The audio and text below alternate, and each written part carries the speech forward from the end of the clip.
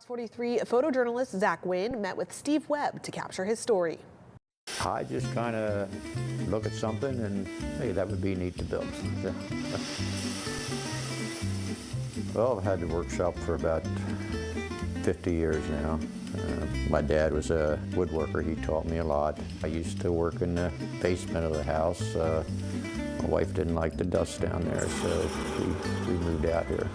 Oh, I deal with the dust all the time. And she still does too. I drag it into the house.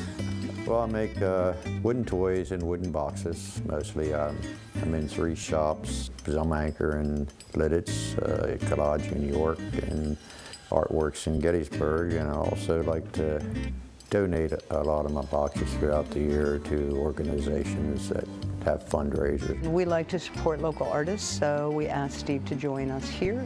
And so he's been here for pretty much 13 years out of the 15 years that we've been open. In Lititz, he's the only one that has these type of pieces. Well, I use all hardwoods, which I get at local sawmills. It's all rough cut, kiln dried. I use a variety of different woods, and I stain everything natural.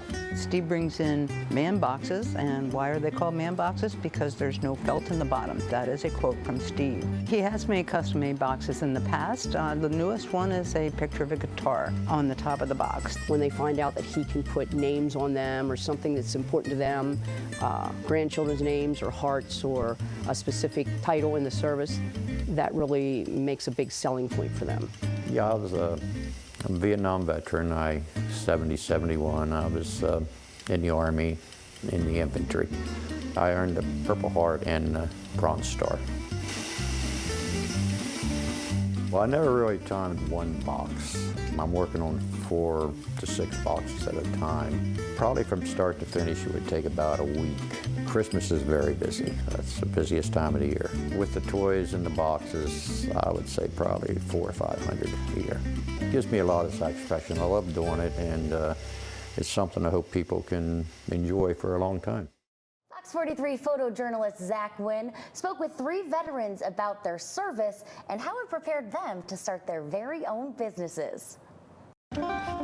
Working with what you had was definitely one of the most important things that I learned. I mean, submarines sometimes, where you're out at sea for a very long time, things break and you have to get creative. That's always appealed to my nature, and I think just kind of accentuated it towards our method of farming. Nine Pines Farm, we are a livestock farm, and we also do fresh cut flowers.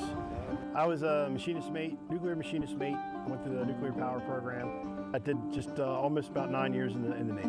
So I try to farm with what I can afford and farm within our means. I paid $100 for this. It didn't work when I got it, of course, and then I've made it work. Our animals are outside on grass. They're able to be in the sun and roam around and do what they do. When we moved back here, I decided to pursue my MBA, which I graduated with my MBA from York College. It'll be 2 years now, and I used my GI Bill for that. And I think that was one of the most beneficial things that has contributed to our success here at Nine Pines. I used the tuition assistance program. It was held over in Carlisle Barracks. Our business, DTC Legal Group, is a group of lawyers. We have a case manager and we have some medical consultants, and we focus and specialize in DUI and traffic citations. This is a plaque that I was given just about 10 days ago from the PAG3. That's where I worked for about 4.5 years full-time. On a daily basis, I do a lot of writing and research. I talk to clients, update them on what's going on with their case. When I was working full-time at the Pennsylvania Army National Guard, the closest law school was Widener University. It's a Commonwealth law school. I actually went there part-time for 3 years. I would definitely recommend going to these programs, even if you're not trying to start a small business or anything like that. Just learning a lot about the VA benefits is very beneficial to a lot of people. When I did the military to civilian transition. It was pretty rough, and this was back in '04. There wasn't a lot of support from the VA, not like there is today. I like to call myself a veteranpreneur. J-Dog is a veteran-owned and operated junk removal company. We are a national franchise. All my crews are local veterans. I myself am an Army vet. I was in the Air Defense Artillery. I worked with the Patriot missile system. I deployed for Operation Iraqi Freedom and Enduring Freedom. My military experience 100% prepped me for this industry, because when I was in the Army, you have to have a lot of intestinal fortitude to complete the mission. And there's a lot of jobs we show up to that as soon as you walk in the house, you're ready to gag because just the smells. And we adapt, we overcome, and we look at the mission first and we just knock it out. That's something that was instilled in me in the military. Well, you can't go to Philly without getting a cheesesteak, but we're here to talk about the World Series. Luckily, I found a place that's merging the two. You know, we watch the games all the time. We share them with the people that come and visit the bars, but this is something else, and this team really has done something amazing. Jun Fuentes is the executive chef at Milk Boy in Philadelphia. When the Phillies punched their ticket to the World Series, he knew just how to celebrate. And that's why we said, you know, we have to come up with something. We have to celebrate this moment. It's on our history, so we said it's cheesesteak time. But not just any cheesesteak, a 24-inch mouth-watering masterpiece inspired by the fight in Phils.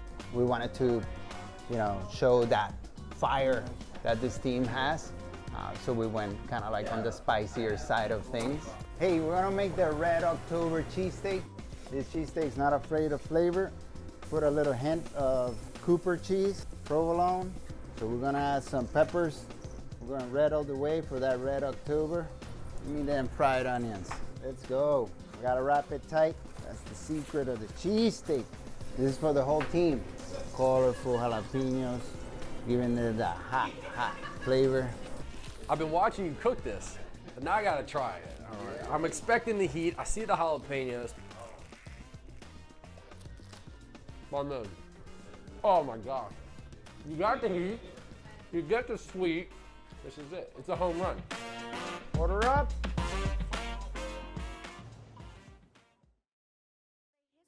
Dates back to the 1600s, Pennsylvania brims with historic sites known to have some ghost stories attached to them. I'm looking for your commanding officer. I'm looking for your commanding officer. We have a message for your commanding officer. Gettysburg is one of those places. One of the most well-known historical events, the Battle of Gettysburg, which was fought between July 1st and July 3rd in 1863. Battlefield Farmhouse on Baltimore Pike sits on part of the main battlefield area. A lot of people died here. This was used as a Union field hospital. So basically just a casualty collection site during the battle. And on the second day of battle, it was extra gory here and bloody and awful for the people here. And a lot of energy might have been left from all the suffering and people passing away. Bodies were actually buried on the property. The farmhouse is now part of the Gettysburg Ghost Tours organized by the Gettysburg Paranormal Association. Larger of the medical issues were indoors here. We mainly focus on the mass grave, which is way behind the house here, and then indoors we do a lot of investigating right around the surgery areas where they'd be performing the amputations and things like that. The farmhouse is now used to hunt for ghosts. The first floor of the farmhouse where the surgery room was located is said to be the most active location. If you made it through surgery and you weren't an officer, you were actually put back outside in the heat in a tent. The doors open and close by themselves. We can hear footsteps sometimes above us on different floors when we're under them.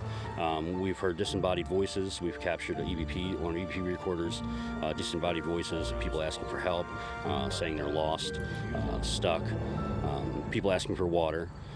Which is things that probably people would be saying back then here if we were here then. So that's pretty neat evidence we've collected here. It is said the farmhouse is mainly haunted by the spirits of soldiers who died in the battle. Primarily we'll contact soldiers, being there's so many passed away in town. But from time to time we will get civilian spirits or paranormal activity that associates with that sort of thing too. They're able to communicate with spirits through gadgets used for ghost tracking. Our cannon's going off right now. We use electromagnetic detectors. The baseline, when it shows green, it just means that it's on. That's all that means. We use motion sensor flashlights. We'll just like turn it on and off. We can lay them down when we get to a place that we don't need to move around a lot, so see if something can move them. We can track exactly how much it is. And whether you're a skeptic or believer in the supernatural, paranormal investigators say the experience makes it worth visiting Gettysburg this time of year. People just feel a little more creepy during Halloween. They want to get a little bit more in touch with spiritual stuff and things like that. And Halloween's a great time to come to Gettysburg and do that. Paula Belloso, Fox 43 News.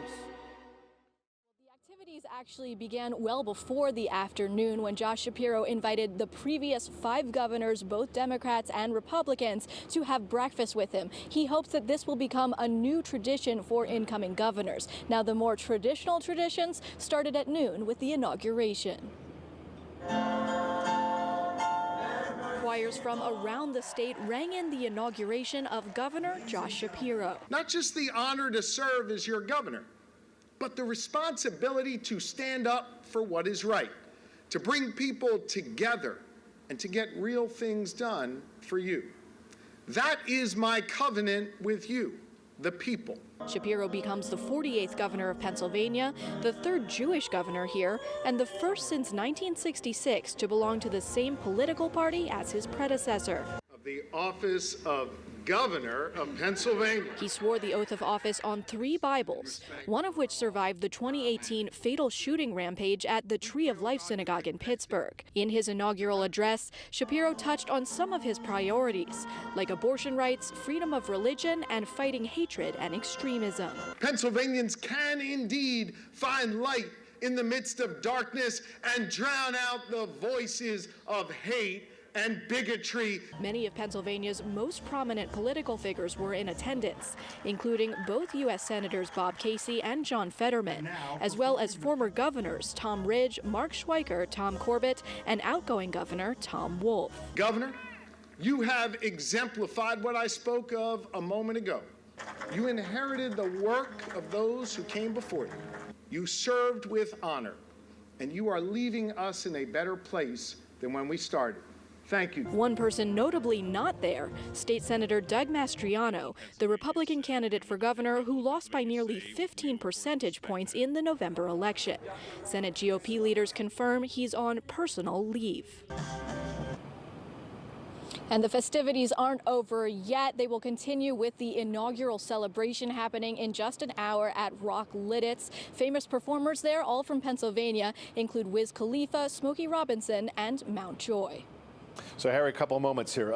Several former Pennsylvania governors on hand today, as you mentioned, for the events. Did the governor reference the significance of having them all there?